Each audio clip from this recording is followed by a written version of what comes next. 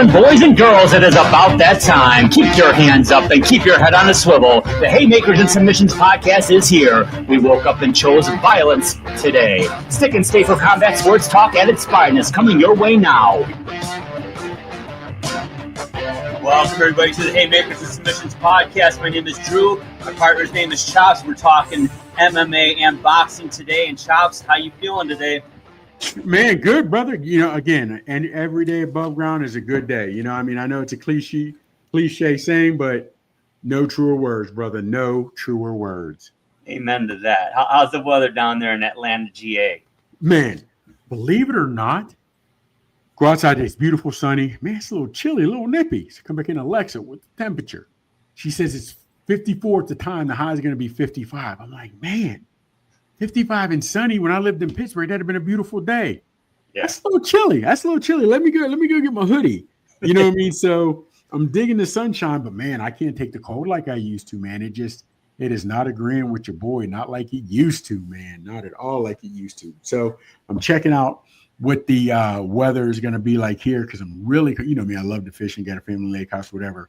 So I'm contemplating, I want to go fishing Saturday, but March Madness time and got the NCAA wrestling championships. You know what I mean? So you're going to be glued. Like today, I watched first round of that.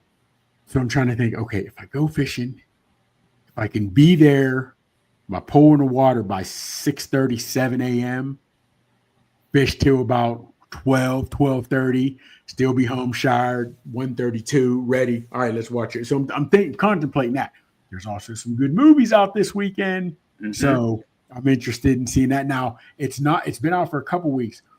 Novocaine, yeah, Black Bag, mm-hmm. You know what I mean? So those are out. The new joint with I'm looking right at him. I can De Niro.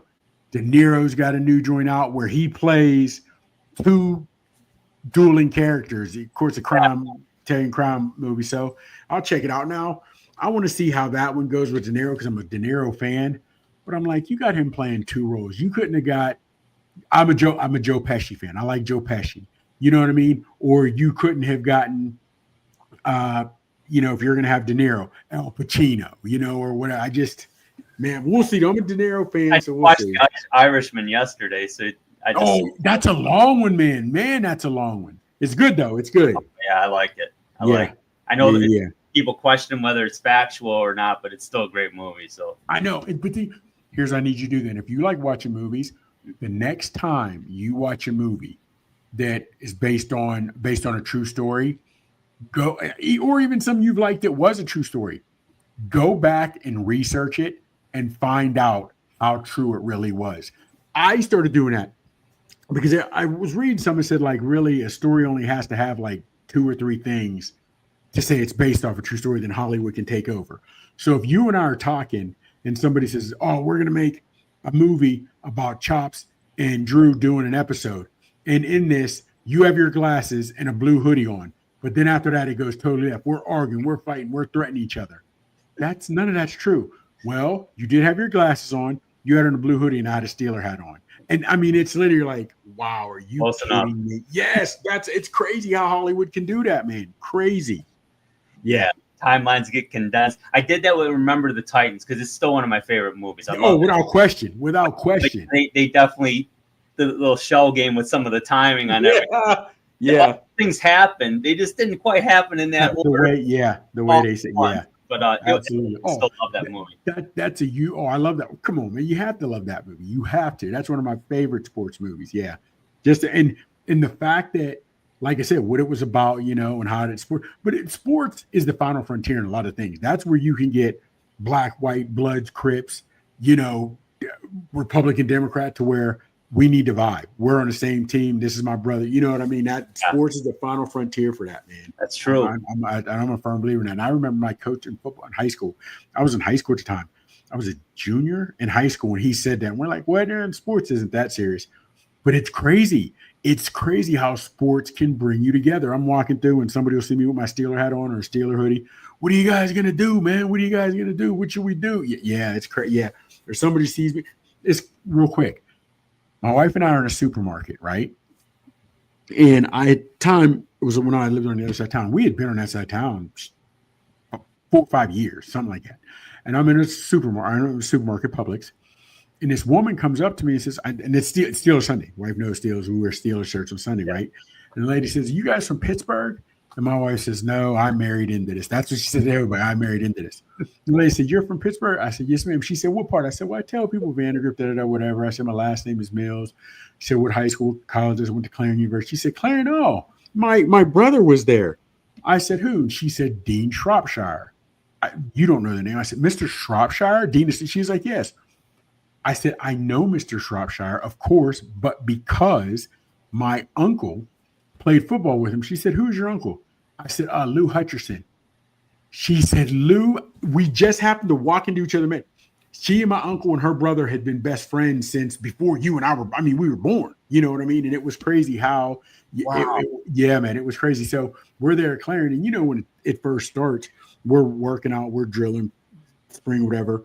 And Mr. Shropshire and this other guy, Mr. Lignelli, were high up in the school. So they come out to see us drilling and doing this, whatever have you, lifting, whatever. But my uncle, who is still in their College Hall of Fame, he introduced me to him. "This is my nephew, whatever have you." This is a year or two. This is 2-3 years, if not more, before I had ever gotten there. But they remembered me. My uncle's name was Hutcherson. So they're calling me Hutch. So all the players are like, "Yo, Bear, what do you," because they used to call me Bear. I said, "Bear, is your last," every time you introduce yourself, you say Michael Mills. "Is your last name Mills or is your last name Hutch?" Like even other players on the team didn't know because they heard Mr. Shropshire and Lignelli, two bigwigs, calling me Hutch. Yeah. And I was like, "Nah, that's my uncle." And they, "Oh, okay. All right, I got you." But that was crazy, man. Just happened to run into somebody all because I had a Steelers shirt on. All because I had a Steelers. Sports is, man, it'll bring you together. Absolutely. Yeah. Hopefully we don't lose that. Seriously. I know. Actually, I know. Yeah. All right, let's get into it, Chops. We got UFC Fight Night 255 coming up this weekend. Let's break down some of the fights. We got Kevin Holland and Gunnar Nelson. How you liking this one? Okay. Now, Kevin Holland is a hell of an athlete. He is a hell of an athlete, has his black belt in jiu-jitsu. He's long, he's rangy. Now, this fight's at 170, welterweight. Middleweight is 185. He's been up to middleweight a couple fights. Like his last fight against Rena De Renier didn't go well, got choked out pretty fast. A lot of people believe, and Holland has said, he puts appearance over wins. He wants to look at, well, you need to win. So, but here's the thing, man. Nelson is world class with his grappling. He is world class with his grappling.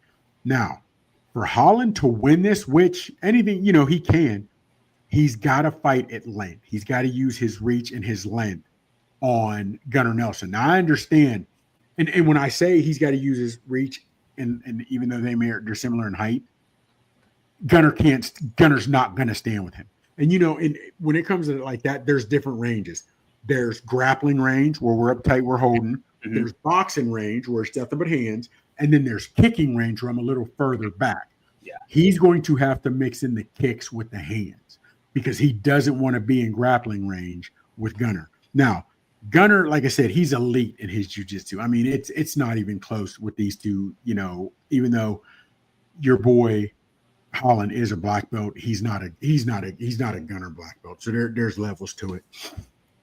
And he is in Nelson takes long layoff. But you tell him you want to come in there. He's like, "Okay, I'll fight somebody. I'll choke somebody out if that's what you need." He's that type of dude, right? Now, Nelson is a small welterweight. He's older now, but if you told me he could, it's 150. UFC weight classes are not like boxing. No. 170 is welterweight. Then the next one down is lightweight at 155. Right? They don't have it. That's 15-pound jump. Not now because he's in his late 30s, but Gunnar might have been able to make 155. You know what I mean? Because he's a small welterweight, but he, as in Holland, he's like the MMA of Anthony Joshua. You don't know which one you're going to get. I've seen him go in with guys and know he's a significantly better striker, but this guy's a ground guy. All right, let's go to the ground, see what happens. You lose. I think he's lost 3 of his last 4. He's on a 3 or 4 fight losing streak, Holland. No, he's lost 4 of his last 5. And this is his second fight in 10 weeks. Because the first fight, he got choked out so fast by De Renier. He doesn't need much. Because now he's fighting another jiu-jitsu guy. So he doesn't need to really, it's not much of a different training camp. But honestly, man, as much as I'd love to see Holland win this, I really, really, really would. Because I like him. It's going to go to the ground. It's going to go to the ground. And even though he's a small welterweight with leverage, technique, it's just 2 different fights, 2 different worlds. I'll be so if Gunnar can't get him down, I don't see him. It's going to be rough for Gunnar to make it out of the first round if it's a standing fight the whole time. If it's a stand the whole time, the question is, will he sell out to close the distance, eat up that real estate, and get Nelson and get Holland down? I'm not a betting guy regardless. I don't bet on anything because I just don't. Yeah. But I couldn't bet on Holland as much as I like him. I like the dude. He talks trash. Fans are always he puts butts in seats the way, whatever. Yeah. You just never know what he's going to do. He, like I said, he fought guys that were better stand-up guys than him when he fought Wonderboy Thompson. He could have taken Thompson down and choked him out. But he had like a gentleman's agreement. I won't take you down. And he got beat. Where other guys are in this because they want to fight and challenge and work their way up to a belt. That's not really what Holland's like. Holland is there to fight. He likes to fight, throw gloves, throw hands, kick, choke, whatever, and look good for the crowd. And that is not always a recipe to get you to the belt or get you in the rankings. As much as I hate to do it, I'm going to go with Nelson because most fights are going to the ground. Most fights are going to the ground. Even though if you were to tell me it was a quick first-round knockout, because Holland's hands are like that. His hands and feet are like that. And to me, he looks better at 170. I just don't think he's big enough for 185. I just don't. That he may feel different, but he's coming down. You know what I mean? You don't know many guys to get older and come down 15 pounds. Because next from 170, the next one up is 185. That's middleweight. Yeah. You know what I mean? Then after middleweight, you got lightweight at 205. So I'm going to go with Gunnar on this one by submission. He isn't Holland, won't be ground and pound for 3 rounds. It's not going to go. Hunter will end up getting him out of there via submission. I'm going to go Hunter. All right. I don't like to, but I'm going to go Nelson. And our second fight here, we got Blachowicz and Ulberg. What do you like here? Man, now, this is crazy because Blachowicz, he's on a 2-year layoff, double shoulder surgery. Yeah. But he lost to Pereira, which isn't, that's Pereira. Yeah. But he fought the champ now who just beat Pereira, Ankalaev, to a draw. Some people might say Ankalaev got it, but it was a lot closer. That fight between Blachowicz and Ankalaev was closer than Pereira because Blachowicz can wrestle a little bit. He's big. He's strong at 205. He's a big dude at 205. And he's a different big and strong than Pereira because Pereira is big on the upper body, but his legs aren't really that big. Mm-hmm. Blachowicz is thick everywhere. He's just thick and strong everywhere. You know what I mean? He throws blows at all ranges and angles. And when I say that, Blachowicz, he fought Rockhold, and it was pretty how it was. If you ever see Luke Rockhold, he literally has done commercials. He is that he's for was it Guess? Was it Giovanni? I can't remember which one it was. He was literally doing commercials, modeling, sculpted, built, whatever. So he and Blachowicz are fighting, and he goes for the underhook, and you think he's going to go to the underhook, push away to gain range. Blachowicz doesn't, and he'll throw that left hook where a lot of guys don't do it. He hit Rockhold with him, put him on the seat of his pants, end up knocking him out. So, and he's got heavy hands. He's 205, but if you told me he walked around at 230, 245, I'd believe it. He's a big 205, and he really is. He's a big 205. So, and his strength, who he's fought, Blachowicz, he's been in there with the better fighters. He's been in there with some killers. He ended up beat because he was able to take him down. He beat he lost to Pereira, but he beat Adesanya because he took him down. He held his own stand up. He fought Ankalaev to a draw. Mm-hmm. The problem is he's 42. He's 42, coming off a 2-year layoff. So that's going to be rough. You know what I mean? To see how that goes. Excuse me. Very rough. Ulberg is 34. He's a specimen. 6'4", 205, 77, almost 80-inch wingspan. He throws with heavy punches too. So he's got the quickness, the agility, you know what I mean? But he only has 13 fights, where Blachowicz has had like 40. Blachowicz has seen everything. Mm-hmm. The problem is when you're wearing 4 6-ounce gloves, the human jaw is not meant to take those shots. No. So, yeah. So when you add Father Time and Blachowicz at 42, and then you add the speed and the strength of Ulberg could get him out of there. Because if he catches him, he could get him out of there. But I think Blachowicz's experience is going to be the difference. Because if Blachowicz gets hurt, he knows how to close the distance. He wrestled Ankalaev. He held his own to the now champ. You know what I mean? Fought him to a draw while he was hurt. His shoulders weren't the best. So everything when you look at it, speed, quickness, agility, power, I would also go with Ulberg only because with speed comes power.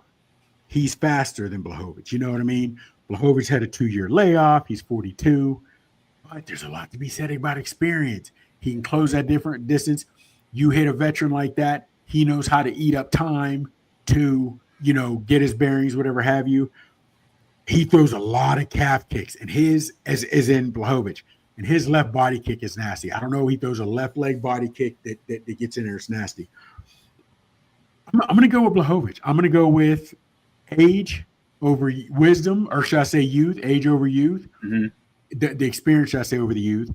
And I am going to go with his experience. I think just the 40 fights and what he's seen, who he's been in there with, he knows what to do. So I'm going to go with Blachowicz on that one, man. I'm going to go with Blachowicz. Sounds good. Now we got the main event. The NFL, Sean Brady. Talk about it. Yeah. Sean Brady, man. Okay.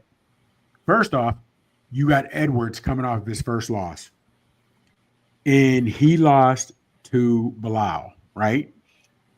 Bilal is a lot like Brady. He'll smother you.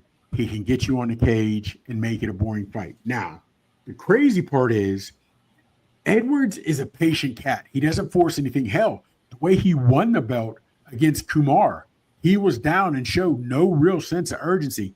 And with a minute left, because he's southpaw, is in Edwards, with a minute left or something, maybe less than a minute, he throws a devastating head kick and puts him out to the point the ref when he hit him and he falls, Edwards didn't even step forward. He knew Usman was out. That was it. You know what I mean? So he is a southpaw in Edwards, a nice left head kick he throws, and he has nice footwork, right? Mm-hmm. And because of the way his footwork, and he's a nice striker, since he's southpaw, that right hand is always going to be out front. He's able to gauge distance with that and keep you at bay, where he can throw the kicks, work body, whatever have you, get in, get out. And he, even though, and because of that, and he's not got nice footwork, he doesn't get trapped in the cage, against the cage a lot. And when I say trapped against the cage, he doesn't get trapped in the cage in bad spots. Where we've seen guys get trapped in the cage and they're taking blows. He's gotten pinned against the cage against Usman for a lot of that fight. But Usman, believe it or not, who had a gas tank, wasn't really pushing hard. And he was, whatever have you. And he, about his time, and that's when he won the belt. Then he ran it back with Usman, and Usman was a little more aggressive. When he fought Colby Covington, Colby wasn't as aggressive as we thought, but he pushed him. And believe it or not, even though he's a better striker than wrestler, Edwards, when wrestlers push him, when you come at him, and he senses the urgency that you want to push the pace, he's a little better. He's a little better. So believe it or not, crazy, if Brady stays back, takes him down, just gets top position, just rides it out, whatever have you, Brady will get the win. But if Brady comes in trying to push the takedown, or when he has it, continue like if he's in on a double leg. If he isn't Brady continues to fight to try to get that, lock the hands, go for a high leg, go for whatever have you. On that aspect, Edwards will get more active and be better. You know what I mean? So that's what he is. Because Dos Anjos, Usman, Colby, he has wrestlers on his record that he's beaten. And those are high-level wrestlers, but they come with a faster pace. And when they do that, you're pushing Edwards to dig deeper into his toolbox, and he's a better fighter than some of us think. Now, like I said, but if he, as in Brady, slows it down, takes it down, doesn't try to go for a lot of ground and pound, and Brady doesn't try to get crazy with it, whatever have you, he could make it a boring fight. Like, to be honest with you, when Bilal won and took the belt from Edwards, he didn't beat him, but he dominated because he just held him down. He didn't hurt him. He didn't beat him up, but he held him down. You know what I mean? Yeah. So, and he, as in Edwards, he's crafty from a distance because, like I said, he holds that right hand out there to keep you at bay, right? And then when he keeps you at bay, he can throw the kick, he can throw the punches. And when he starts getting that, he gets the feints.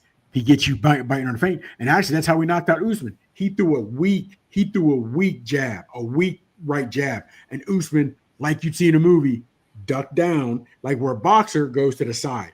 Usman went down and forward. There's difference in the way you duck punches in MMA and the way you duck punches in boxing, right? So having said that, when he just went almost to his right and down, as Edwards is throwing a left head kick, Usman walked into it. Well, if you're boxing, you're just sitting straight down. You're almost compacting yourself. You don't lean forward. You don't go backward. That's how you end up getting caught. So, and that's how he got caught with it. Just if he'd have kept his hand up and just ducked it, that kick would have hit his arm. But that's not what he did. Edwards, Usman, that's how he got hit. Mm-hmm. Now, for Brady to win this, like I said, got to go to wrestling. He's got to make it nasty. And when I say nasty, on the ground, but it's also got to be boring. You got to make Edwards work. You know what I mean? When you push him into the cage, like, be aggressive with your takedown attempts. But if it's not there, then you got to readjust. Switch hands, switch your lock, do something. You know what I mean? Try for the trip, try to grapevine the leg. But you don't want to get separation and then just come in haphazardly aggressive, because he is a nice striker in Edwards. You know what I mean? Yeah. This is going to be it's going to be a good fight because Brady he's fast, he's powerful. Edwards has the deeper toolbox, more knowledge, better fights on his resume. Dos Santos, Usman, multiple times, Colby Covington. You know what I mean? He's been in there with some dogs. You know what I mean? He's been there with some dogs. So, but Brady is a wrestler, and a wrestler can dictate. If he wants. Normally, they say the best fighters are the wrestlers because they can dictate where the fight goes if they want to take you down. That's going to be the trick. Can he get Edwards down? I like Edwards. He's coming off his first loss. I think they watched a lot of tape on his loss. I think he realized Brady's in that realm, and I think he's going to come out and do well. So I'm going to go with Edwards I'm going to go with Edwards in a late stoppage, late 4, early 5 round stoppage. And I don't know why I'm saying that, because Brady's tough. Brady's durable. Brady has a great gas tank. And I'll be honest with you, I don't even have a real reason why I'm saying Edwards by a stoppage, but that's just what I'm feeling, man. That's just what I'm feeling. So that's what I'm going to go with, man. So there you go. Right. UFC Fight Night, 355, I believe. 355. Oh, so there we go, man. So there you go. So I got Gunnar over Holland. I got Blachowicz over Ulberg, and I'm going to go with Leon over Brady. Great. Yeah. I like it. It's Saturday the 22nd. Yeah, buddy. Let's turn our attention to boxing, if you will. And we got the super welterweight title fight, the WBC WBO champion, Sebastian Fundora, taking on Chordale Booker, who's 23-1 himself with 11 knockouts. What stands out is obvious. I can't help but think of remember Game of Death when Kareem fought Bruce Lee? Yeah. I'm just like, damn. Yeah. laughing before and after this. They got all serious when they were face to face, but they were laughing before because it's a 9-inch height advantage. Yeah. Coupled with a 9-inch reach advantage, and needless to say, Fundora's got a little bit of a size advantage over Booker. But let's break. Go ahead. I'm sorry. No, so let's break this one down. Let's talk some strategy here. Let's talk from Booker's side of it. What do you like about Booker? Jeez. I don't honestly, man. I hate to say this. It's hard. It's hard for me to pick much on Booker, and I say that because he 5'7". I understand you gave him that 0.1, that 10th on his, but he's got a 70-inch reach. Yeah, you're 5'9". Now again, Tyson proved a jab is all in timing. A jab is all in timing. So if he can jab his way in, right? Yep. I don't know. Booker's not considered a knockout guy though, right? He didn't have a whole lot. No, he does not. He's only had 11 KOs. Okay. So, and having said that, and even though he, as in Booker, has 23 wins, there's not a lot of names on his resume. You know what I'm saying? So Fundora has the belt, right? He's got the belt for a reason. He's defended the belt. You know what I mean? I understand against Zoo it was the last minute, but Zoo's up there. Zoo's nice, right? Yeah. Zoo's nice. Because of the reach advantage, let me go this way. Because of his reach disadvantage, because of the disadvantage, okay, that he has, because he's not a power knockout guy. Now, if I'm his corner, I'm not even gonna lie to you, big dog. We're not even throwing punches to the face. Very, very few. We're working that body. We're working that body. Kill the body and the head will fall. You know what I'm saying? Okay. So but he doesn't have a whole lot of names on his resume, and you don't get a 6'6" guy in sparring that has Fundora's ability. You don't get hit. You know what I'm saying? And when I say that, because you're not going to get a guy that's in that weight class that you can spar with. You know what I'm saying? You can get 6'6" guys, but it would be so awkward. You're not going to get in on them because you're going to go much heavier weight. You're not going to get in on them. You're not going to hurt them. It's going to be completely different. So I don't know how that camp went, right? So now we're just speaking on Booker. And I'm only speaking on Booker. Yep. So 5'9", because he doesn't have any big names on his resume, I can't say that he hasn't been tested. I can't say, well, first off, you haven't been tested to Fundora level. No. But I don't know if he's been at a disadvantage where he's even had a 7-inch reach disadvantage or a 6-inch. You know what I mean? So having said that, this is a complete new ball of wax for him on how do you close that distance? How do you close that distance? And you've got to. You and I talked about how Roach stayed dedicated to his game plan. I'm not a Mayweather fan, but I will give Mayweather credit. He never got in his feelings. He always stayed in the game plan. He never, you know what I'm saying? So that's what Booker has to do. If Fundora starts sticking you with the jab, don't get ticked off. Don't start swinging heavy headshots and putting yourself out there. Don't get in your feelings. Stay in the game plan. So for me, though, 5'9", and I'm going straight. I'm just giving your boy 80 inches, 10-inch reach advantage. Not many names. He's a huge underdog. It's not looking good for Booker. I'll just say that. It's not looking good. So I covered my aspect on Booker. What do you got? Well, I think you made a lot of fair points, needless to say. But what he can do, and Fundora, actually, I find this is a kind of a criticism of Fundora. He allows his opponents inside. He likes to fight inside, but he's taking away his number one advantage, which is his reach and his height. When you let guys in the phone booth with you, you've leveled the playing field a little bit. So Booker's got to get inside, like you said. He don't even think about the headshots. I agree, man. You're right at that. Man, you're right at that liver level, though, man. You could throw some nasty shots and hit, but you got to make them count. I mean, he's going to have to understand that. He may get outlanded 10-1 in terms of just shots because it's going to be tough to get inside. But when he gets inside, he's got to make it count.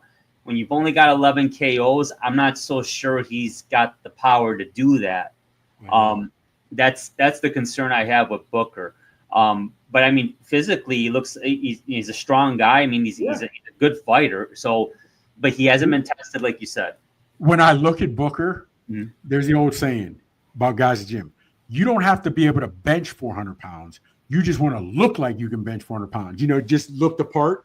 And Booker does look strong, but with only 11 knockouts and not a lot of names on your resume, you're not a strong puncher. It is what it is. You know what I mean? Yep. People born around don't die square. Now, you made an interesting point, which I had thought just because it was Zoo and some other, better names, that they worked their way in on Fundora. But if you're saying Fundora likes to work his way in, it's funny that you would mention that. Because my nephew, who's gotten into boxing, he's been an MMA guy all his life, training, this, that, whatever have you. But he realizes, he wants up the game. So he now is starting more and more boxing. So he and I have been talking a lot. Cool. And he just asked me yesterday, 2 days ago, who's better technically, fighters of today or years past?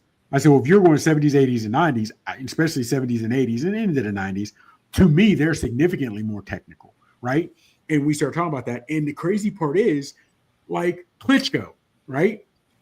And some of those guys, or like Ali, they use, and I'm not putting Klitschko in the Ali, but Klitschko used his advantage. Now, again, he to me wasn't, even the guys he was fighting were not on the level of the 70s, 80s, or what, no.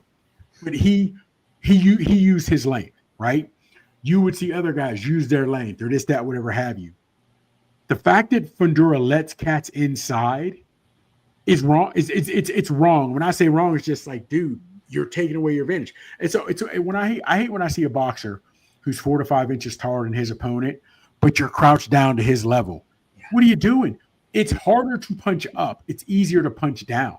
Yeah. So why would you take your own advantage away from you? You know what I'm saying? Mm-hmm. So if you, Fundora, learn to pop that jab and pop it and pop it and pop it, at some point, your opponent's going to realize I'm losing and I'm frustrated.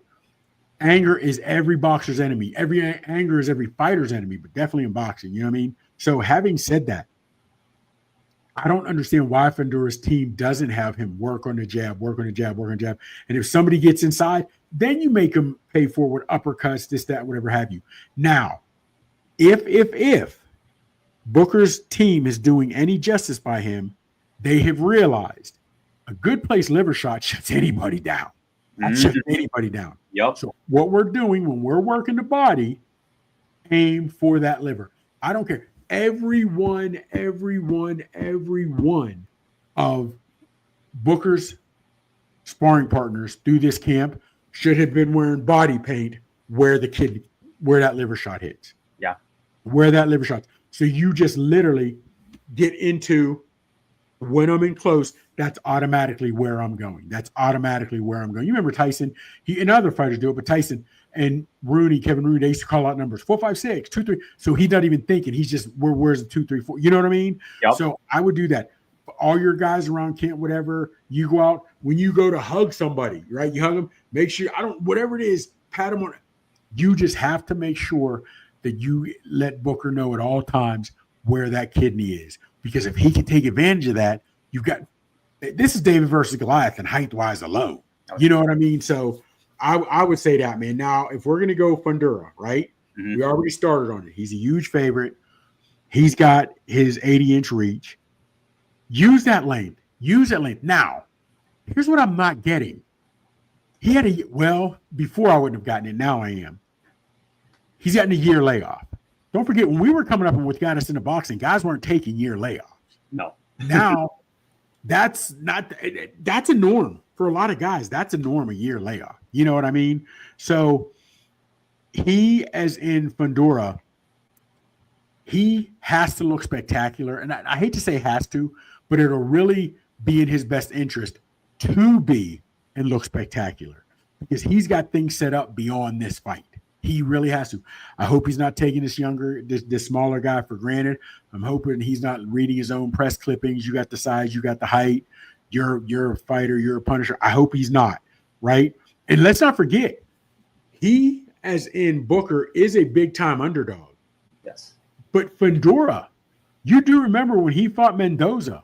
Mendoza was a huge underdog. And if you go back, Fundora was counting lights. You remember that old saying, he's counting the lights. Oh, yeah. So, yeah, he was counting the lights. So it's not like Fundora doesn't have a mental reference to go back to. I don't want that to happen again. And now you got things on the line, right? So if I'm Booker, to sum this up, if I'm Booker, he's going to let me get in close. And I'm glad you mentioned it because I wasn't even thinking about that. He is in Fundora is going to let me get in close. But I don't worry about, when you're saying beating the body, yes, for everybody else. But go for that kid. Go for that liver. Mm-hmm. Work the liver. Make sure that left hook is crisp. You want that left hook to be crisp. Fundora, stay focused. Don't look ahead of yourself. Don't look past this cat and Booker because, yes, there are some big paydays ahead, right? But Fundora should win this easily. He should. He should. I just have this feeling. I think he'll win. I'm not questioning that, but I just got this feeling it's going to go the distance and it's going to raise questions. Okay. So you answered my question. So even if it goes the distance, you don't see him beating Booker up. Mm-mm. I really don't. Unless you have it maybe by 2 points. Yeah. 115, 130. You got to something close. Well, I would say I don't think it'll be that close. I'm thinking like 116, 112, like 8-4. Okay. He won the round, but he didn't beat his face to Hamburger. And it's okay. Yeah. Because Zoo got a nasty cut. It was just a cut that got worse, but he took it on a week's notice. Okay, I got you. And it was on more the top. The head. Yeah. Okay, but here's my thing. If he wins 116, 112, or if he wins in spectacular fashion, right? Maybe Booker wins. Let's say Booker wins 3 rounds. That's it. But he punishes him, wins in spectacular fashion. If he wins in spectacular fashion, or he wins 116, 112, there's Murtaziev. How you pronounce? You got him. You have Earl Spence, who's still there at 154. Earl Spence. Charlo could be possibly be there. Mm-hmm. And then do they run it back with Tim Tszyu? Now because you with Murtaziev, you're unifying belts. With Spence and Tszyu, that's just bragging rights for a fight. That's for a payday, right? Mm-hmm. But and Charlo, you can get his belt as well, right? So having said that, if he wins 116, 112, you won, but it wasn't spectacular fashion. Or he has a Shakur Stevens win. Does that get him into the ring with those other guys? Well, if he wins like 116, 112 or up, like you said, or spectacular fashion, I think Spence is on the table, I would think. Yeah. I think that makes sense because Spence is going to want to get in there with somebody because I don't think Fundora will hurt Spence. I really don't. No, I don't either. And if we get the version of Spence we saw against Bud Crawford. Yeah. But that's Bud Crawford, though. Real quick, let me ask you this. Mm-hmm. If he wins 116, 112 or by 2, I think he has a better chance of getting Spence or Tim Tszyu back in the ring. If you only win by 2, I don't know if Murtaziev will get back in. What's it for? I don't know if the money's there because Fundora is not going to bring. Because you did beat a Fundora on a short notice, and then you had Booker, who you beat. You were dominant in every aspect, height, better resume, and it took you a while. So I don't know if Murtaziev will say you're worthy, but I do think Spence coming off his loss, Tszyu coming off 2 losses, right? Mm-hmm. I definitely think if Fundora doesn't look crisp, doesn't look good in his fight against Booker, I think that might get those 2 cats back in the ring. Yeah, because they're going to want it. It's kind of almost like, I wouldn't say cherry picking, but it kind of is. I mean, but here's the thing. Because if he wins in spectacular fashion, okay, now Murtaziev is like, yo, there's money to be made. Maybe cats can sell this fight to get them both a big payday. But if he doesn't win in spectacular fashion, maybe Tszyu is like, he barely beat this guy. I took him on a week's notice and went the distance or whatever it was. Earl Spence is like, if he can't beat this guy, he can't do nothing with me. So I think those big names may be more apt to get in the ring with him You know what I mean? To see like, yo, let me go get this win. Let me take his belt, and that's why I'm thinking that. It makes sense.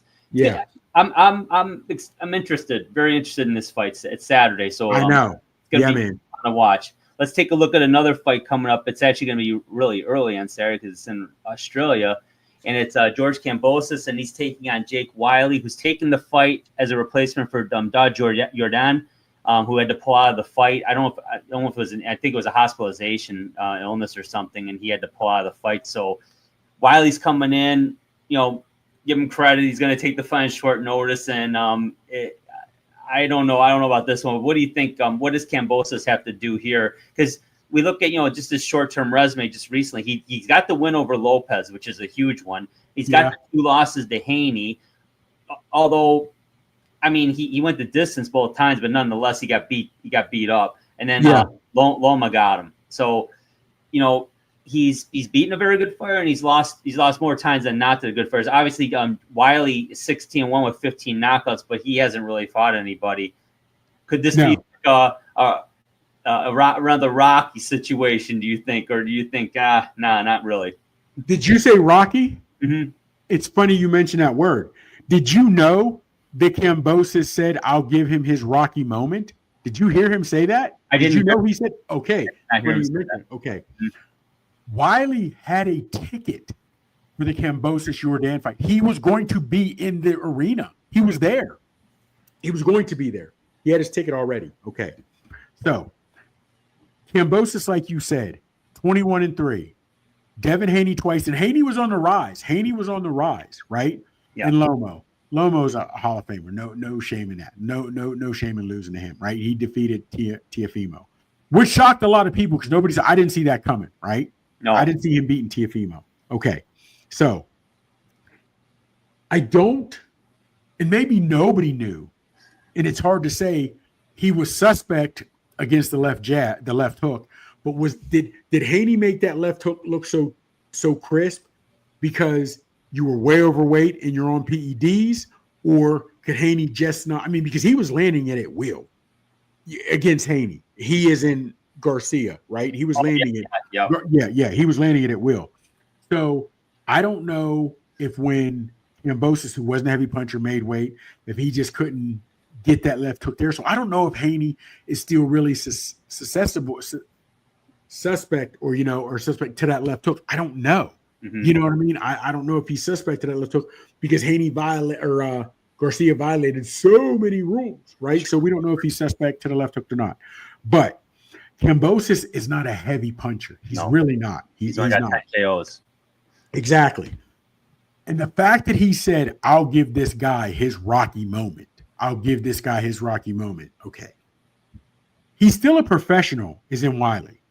Mm-hmm. He may not have the names on his resume that you have, but he's laying power. Regardless of who these are, he's knocking guys out that are in your same weight class. He's knocking guys out in a weight class that you're not.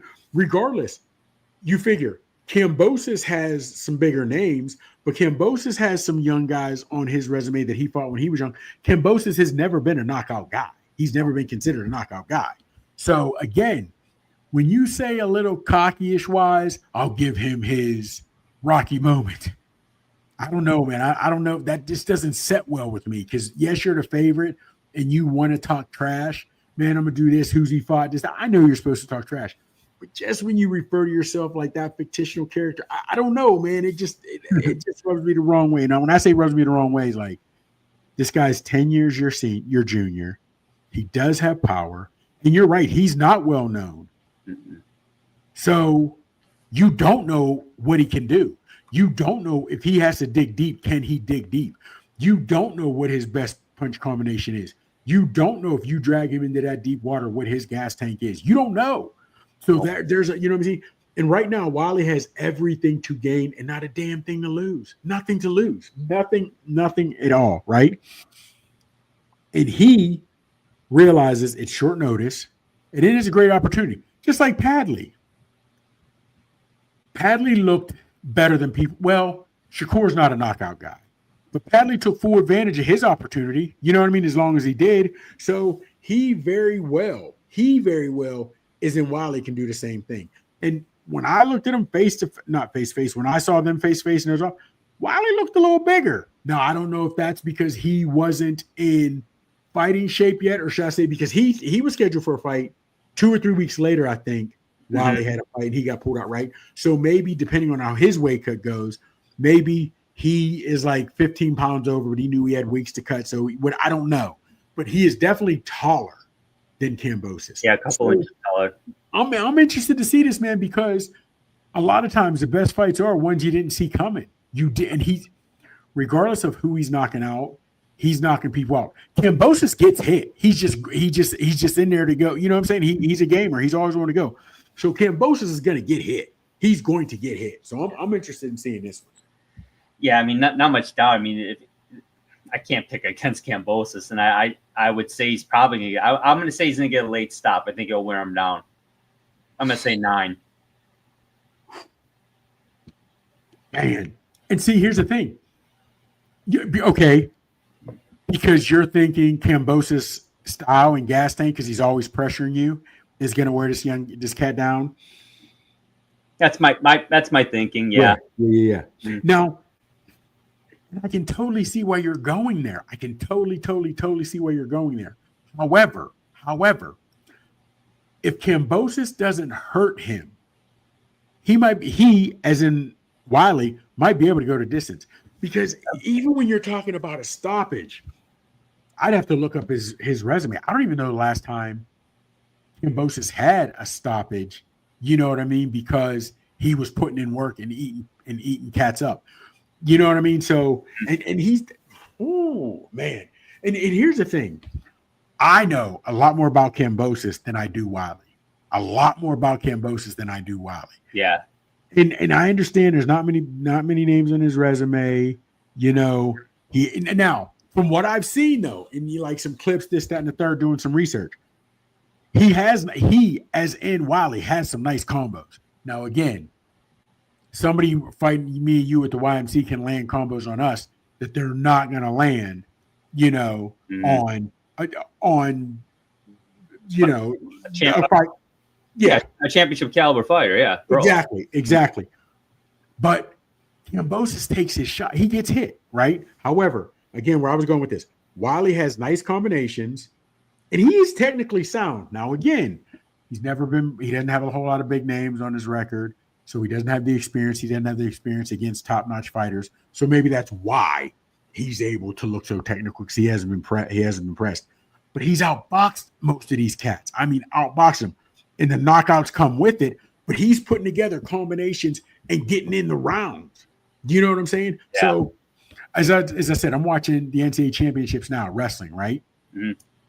And there's been some upsets already, because a lot of times guys come in, they're the higher seed, a number 1 against number 32, or whatever have you, and the guy with the lower seed, right, or higher seed, whichever one, who's the underdog, comes in, he sees the emblem on the singlet, he sees the number before the name, and they're already intimidated. But some of these guys who are coming in, the double-digit seeds, are taking out single-digit seeds because you're a man just like me. They're not worried about the emblem on the singlet. They're not looking at the number in front of their opponent. So if Wyllie comes in and says, "Yo, you're a man just like me. Your chin is a flesh and blood and bone just like mine," and he, as in Wyllie, can stay. That's why I'm interested to see this fight, because we don't know enough about. I don't know. I don't want to speak for you, but I don't know enough about Wyllie to speak intelligently. So that and I understand, regardless of who he's fought, Kambosos gets hit. Now he's gritty, he's grimy, and when I say grimy, he's willing to put his head down and keep coming forward. Yep. He'll fight you in the phone booth. He's not afraid to throw. He's not afraid to get hit. And that's what he's been. That's what he's going to be. But in that, you're dealing with a guy that, okay, I understand from 14 to 24, you become faster. Your hands, if 24, but at 34, your hands aren't as fast as they were at 24. You know what I mean? I don't even, you know what I'm saying? Hell, I don't know. I'm not a gamer anymore. I don't play PlayStation anymore. But I have my nephew or little cousins that will say, hey, I might play with them once or twice a year. And I realize my fingers don't move as fast now as they did 10 years ago. You know what I'm saying? So having said that, if your boy Kambosos is standing in the pocket, speed, power through Wyllie, you never know what can happen. That's why if I'm going straight technique and straight, there's nothing Wyllie can do. There's no reason he should win this fight. No. But that's why they fight. That's why they play the game. Exactly. You know what I mean? So I'm interested to see how this goes. I really am, man. I'm interested to see where it's a fun fight. Be a fun fight to watch. Honestly, Doug, real quick before we get to Berlanga, both of these fights, Fundora should be a good Fundora and Booker, as well Kambosos and your boy Wyllie can be good ones because we just don't know. Yeah, because they're both so lopsided for different reasons. The height in Fundora and Booker, the experience in Kambosos and Wyllie. You know what I mean? The age in Kambosos and Wyllie. It's going to be interesting, man. It really is. So I'm interested to see it. I'm interested to see this. Yeah, it'll be fun, definitely. Let's talk about Edgar Berlanga. He defeated Jonathan Gonzalez-Ortiz. First round TKO. By all rights, he basically knocked him out, which is what he should have done because I think Gonzalez-Ortiz did just under 10 years in the can before this fight. So, and from what I heard, we saw his midsection. He had a lot of loose skin. Apparently, he had ballooned up to 300 pounds in jail, and then he came back down. So, hats off to the guy. I mean, he got in there, but Berlanga made quick work of him. But he and Plant were drawn before the fight, and he basically, his F Plant. He said it like 3 times on an interview after the fight. Caleb Plant, sweet hands. He wants him. You think this one's gonna go down? Okay, well, hold on. Let me go back, right? Because when you started with the fight, okay. First off, Berlanga didn't look good in his last fight because he lost to Canelo, right? No, he did not look good. No. So you're on the comeback trail. See, it used to be, yes, if you're on the comeback trail because you're looking for a belt, okay? He fought for a belt. What's the old saying? If you lose, and there's no shame in losing to Canelo because first ballot Hall of Famer. He didn't embarrass himself by any means. He just got beat. Not at all. Mm-hmm. But that is where the interview is. We're going back to the drawing board. You go back to the drawing board and start it all over, and what we got to do this, that, and the third. Okay. Now, so coming out, most camps, we got to get you somebody decent, but somebody that we know you should be able to beat, but we got to get you thinking positive back on a winning track, right? Yeah. I don't know if Berlanga knew that this cat, and I hate to say it because he's a better fighter than I am, isn't he? The guy he beat. I'm 50, I'm in my 50s. But he, as in Berlanga, Ortiz was sort of a tomato can, and that's what people were calling him. You know what I mean? Like you said, he did 10 years in the clink, whatever have you, we're good.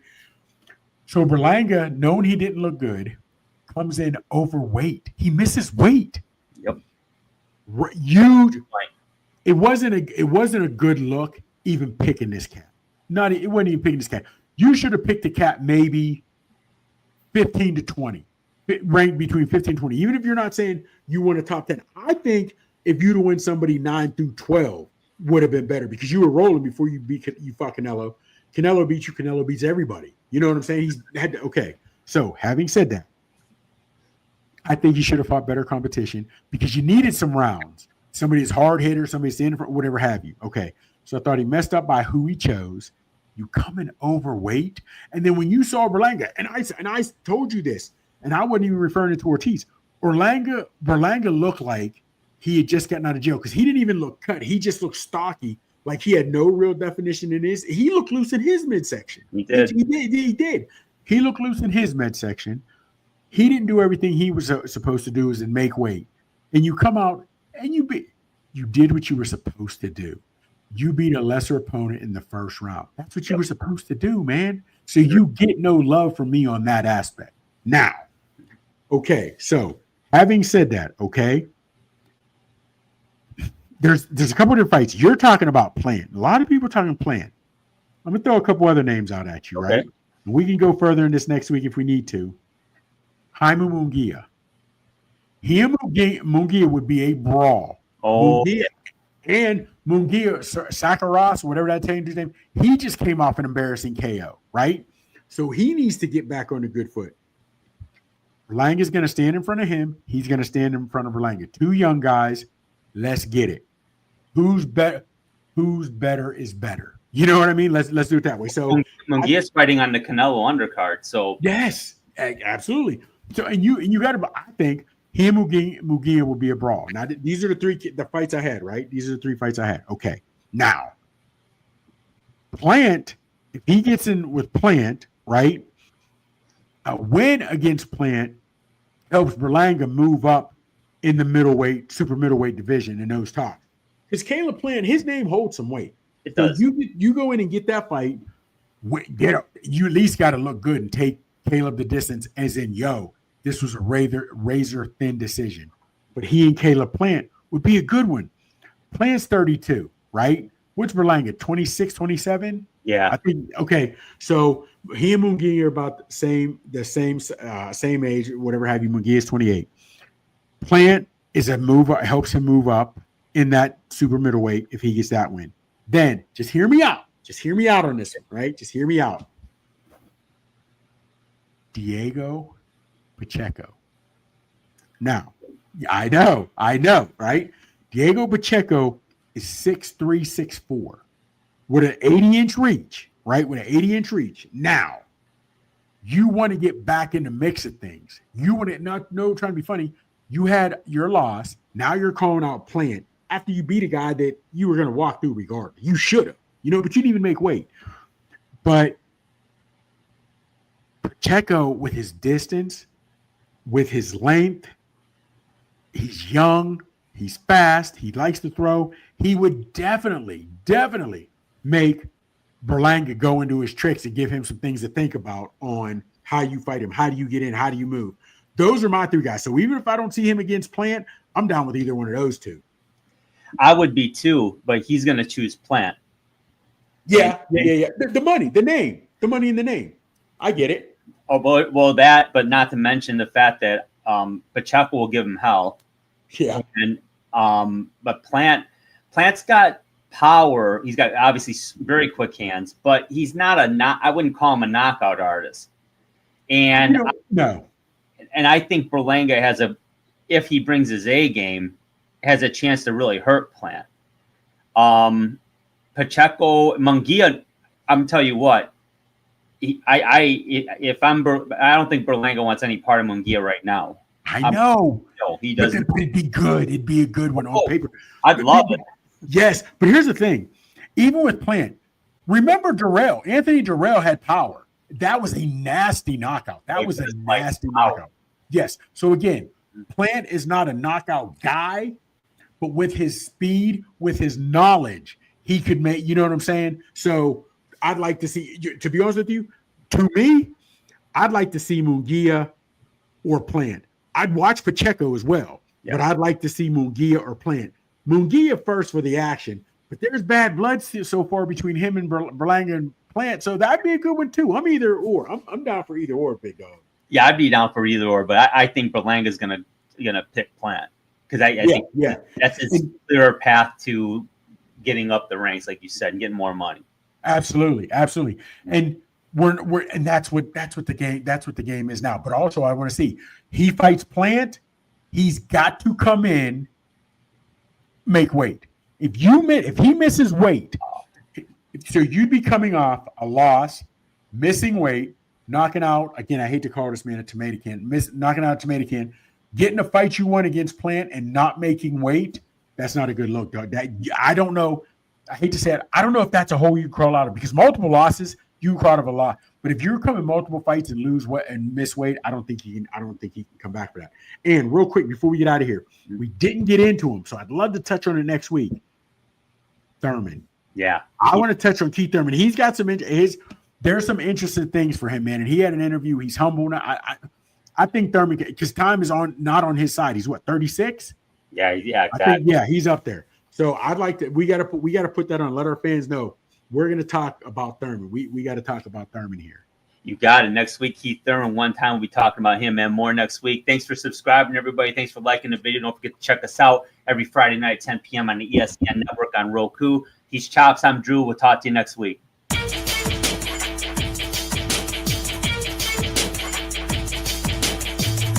Thank you for watching the Haymakers and Submissions podcast. You can find us on the ESEN network on the Roku app every Friday night at 10 p.m. Eastern Standard Time beginning on October 4th, 2024. Check us out on Twitter X. Our handle is @HeySubPod, capital H, capital S, capital P. You can also subscribe to our YouTube channel so you don't miss a single episode. Just go to your web browser and type in www.youtube.com/@Haymakers and Submissions Podcast, as we will drop content weekly. Whether it's boxing, MMA, or wrestling that gets you fired up, you'll get all you need right here at the Haymakers and Submissions Podcast.